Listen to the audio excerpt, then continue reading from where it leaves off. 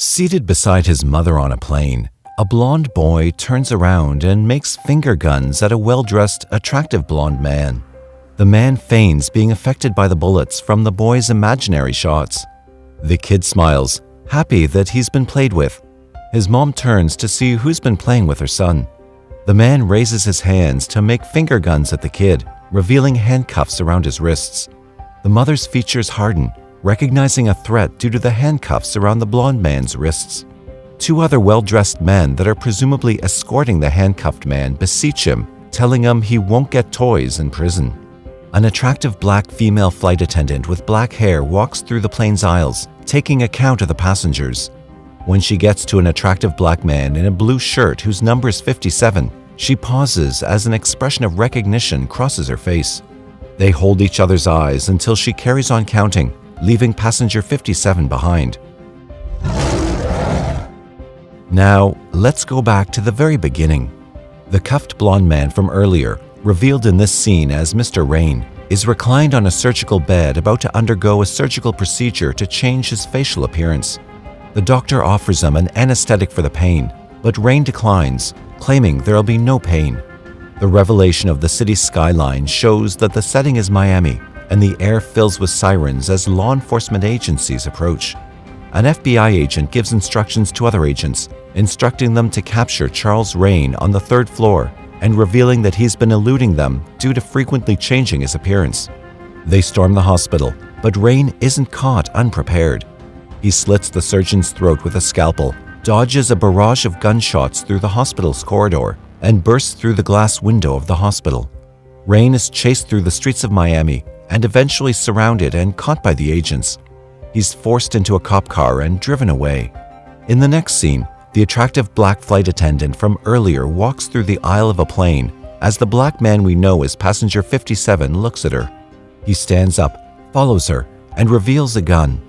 Tension grows as he grabs her and holds the gun to her head, requesting the keys to the flight deck. She attacks him, and another passenger grabs the gun. Clapping ensues. It's revealed that they aren't on a real plane. Rather, it's a course at the airline training facility mainly for training flight attendants in self-defense. The black man rebukes the lady for attacking him, telling her that making such choices in real danger could get her killed. Her name is revealed to be Slayton. They argued for a little bit till a middle-aged man in an expensive suit approached the black man and dismissed the class. After the class, Sly Del Vecchio, the man in the suit, walks with passenger 57. He calls passenger 57 John, letting us know his name. Sly is shown to be an old friend of John, and he offers John a job as the head of the counterterrorism unit for his company, Atlantic International Airlines.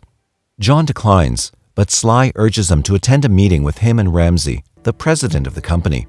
Rain is led through jail after being apprehended amidst catcalls from other inmates from their cells. Rain talks to his attorney in his cell, who tells him he's being transported to Los Angeles to stand trial. Rain's attorney urges him to plead insanity, but Rain bashes his head against the table, strongly persisting that he isn't insane. The scene ends with Rain looking intently out of his cell window. John meditates shirtless as a flashback shows a robbery gone wrong in a convenience store. John tries to stop a black man from committing a robbery, but the man seizes John's wife, Lisa. He makes John drop his gun, but still shoots his wife in the head.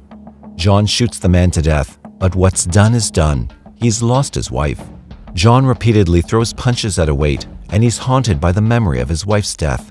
Sly Del Vecchio, Ramsey, and John meet up at the Oxford. The duo is able to convince John Cutter to take the job and be the vice president of security for the airline. They clink their wine glasses in agreement. John boards a Lockheed L-1011 passenger aircraft as passenger 57. A suspicious-looking man watches the FBI arrive outside the plane. Charles Rain and the 2 FBI agents also board the plane.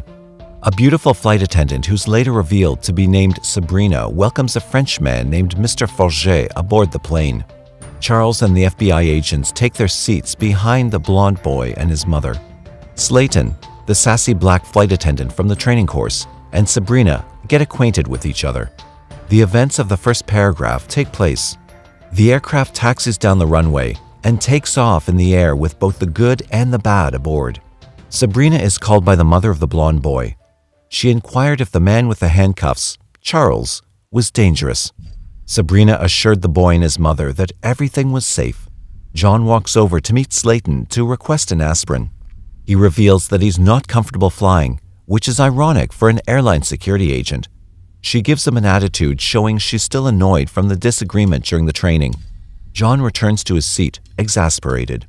Now aboard the plane, the suspicious-looking man from earlier receives a call on the lower deck requesting service in first class. He takes out a metal briefcase and puts it on the waiting tray. Tired from his chatty seatmate and uncomfortable aboard the plane, John excuses himself and heads to the bathroom for some reprieve. Sabrina wheels a waiting tray over to where Rain and the agents are seated. She opens the covering of a plate to reveal a gun and shoots the two unsuspecting agents in the head. Rain unlocks his cuffs with the key from the dead agents, while Mr. Forget hands him one of the dead agents' guns. Sabrina and Mr. Forget are working for Charles Rain. It remained to be seen how many others were working for him. Rain heads over to the cockpit, while his henchmen hold the passengers hostage. Rain kills one of the pilots to make a point, and the remaining two pilots submit control of the flight to him. In the lavatory, John Cutter heard Rain's voice over the broadcast system, telling everyone that the plane had been hijacked and he was prepared to do anything to achieve his goal. John manages to get a hold of the plane's onboard phone. He puts a call through to Sly Del Vecchio and surreptitiously warns him of the situation. He overpowers one of Rain's henchmen, takes his gun, and uses him as a body shield to confront Rain. Rain takes Slayton hostage, using her as a shield. He took another person hostage, a man named Douglas, and passed on Slayton to Sabrina, who held a gun to her head. Rain ruthlessly kills Douglas, then kills his henchman while John dodges his bullets and runs. Sabrina tackles Slayton during the commotion and escapes. As a means of escape, Slayton and John took the elevator behind the aisles to the plane's cargo hold. John and Slayton met the suspicious-looking man named Robert in the cargo hold. Robert pretends to be ignorant about the hijacking, then tries to attack John. A fight ensued with John showing his skills and beating Robert till he passed out. Amidst all the chaos, John and Slayton made their way to the plane's avionics. John wants to dump the plane's fuel, but Slayton vehemently opposes him. They argue hotly, causing John to mistakenly call her Lisa. Trying to calm her down, he reassures Slayton that he knows what he's doing. She relents, and he dumps the fuel. At the Atlantic Airlines headquarters, they realize the plane is losing altitude and preparing to land at a small airfield outside Lake Lucille, Louisiana. Sly Del Vecchio boards a chopper to get there. Rain contacts the tower at Lake Lucille and threatens them to clear the airfield for landing. John and Slayton stand by the plane's door, planning to jump out as soon as it comes to a halt. Slayton asks him who Lisa is, and he tells her about his wife and her unfortunate death. Rain figures out what John is doing and puts a call through to him. The hero and the villain talk for the first time. They exchange threatening words. The small-town sheriff, Mr. Biggs, and his officers see the lowered airplane glide across the fairground. They head over to the airfield. John and Slayton wait by the open door for the plane to stop, but Mr. Forget approaches them from behind, shoves John out of the plane, and grabs onto Slayton. The plane races for a bit, then comes to a halt. Two officers of the sheriff's department arrest John Cutter, despite his claims that he was the plane's head of security. Rain makes contact with the tower again. He kills 5 passengers as a demonstration and requests that the plane be fully fueled or more passengers will die. Rain promises to release 100 passengers once they start filling up the plane. The sheriff agrees, oblivious to Rain's plans. At the headquarters of the Atlantic, they realize what Rain's plan is. He wanted to create a big enough diversion and escape in the chaos. The two officers bring Cutter to Mr. Biggs at the air tower. John tells the sheriff not to trust Rain, but Rain calls and tells Mr. Biggs that John is one of his henchmen, urging Biggs to harm him. Rain releases 100 hostages as he promised and escapes through one of the retractable tires under the plane with 2 of his henchmen, Robert and another man with glasses. John overpowers the 2 officers holding him, grabs a motorcycle, and heads to the fairgrounds. The FBI arrives, and the head agents ask for a concise report on the situation. He threatens to sue Mr. Biggs if any harm comes to John. John trails Rain at the fairgrounds. Rain leads him to a carnival where the man with glasses tries to shoot him but misses. Rain slips out. A chase follows. John climbs atop a stopped roller coaster, and the bespectacled man follows.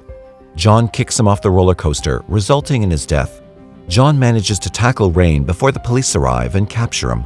Sly Del Vecchio arrives.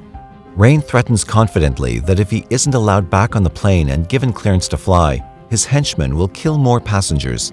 Rain is led back onto the plane with 2 FBI escorts, with a sniper trained on him, ready to take him down and allow them to attack the plane to rescue the hostages. However, Robert is taking out the snipers. He kills the 2 escorts as Rain safely makes it into the plane. A gunfight ensues between the hijackers and the cops. John shoots Robert to death. Biggs and Sly Del Vecchio drive John beneath the racing plane to get back on it through a retractable tire. John succeeds.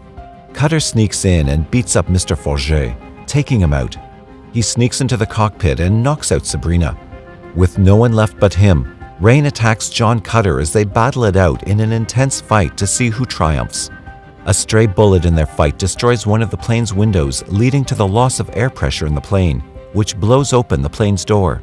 Cutter kicks Rain towards the blown-out door with mounting pressure and succeeds in kicking him out into the night, causing his death. John makes contact with the air tower from the cockpit, telling them of his success as Slayton tends to his injuries. They laugh in joy, happy that it's all come to an end. The plane returns to the airfield, and the FBI arrests Sabrina, the last survivor of the hijackers. Sly Del Vecchio talks to the press, slyly claiming credit for the success of the operation. Without a care in the world, John Cutter and Slayton walk off hand in hand into the night as fireworks pop in the night sky.